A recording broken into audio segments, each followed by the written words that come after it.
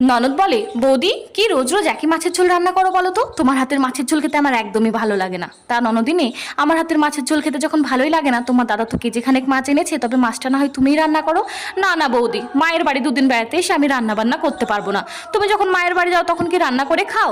রান্না করে খাই না খাই সেটা বড় কথা না, তবে তোমার মতো কারো রান্নার খুঁত ধরি না। কেউ যদি ভালোবেসে এক গ্লাস জল ঢেলে খাওয়ায়, তার সামনে এমন ফিল করি যাতে মনে হয় তার হাতের এক গ্লাস জল খেয়ে আমি অনেক তৃপ্তি পেয়েছি।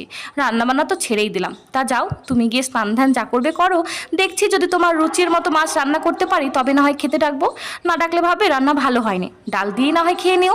ননদ যখন এভাবে বললোই, তাহলে আজ সত্যি একঘেয়েমি মাছের ঝোল রান্না না করে একটু আলাদাভাবেই চেষ্টা করি। সম্পূর্ণ নতুন পদ্ধতিতে মাছটিকে বেশ সুন্দর করে রান্না করে ঢেকে রেখে চলে আসি ঘরে। প্রায় দুপুর 2টো বাজতে চলেছে, তখন দেখি ননদ এসে ডাকে, ও বৌদি ভাত দেবে না?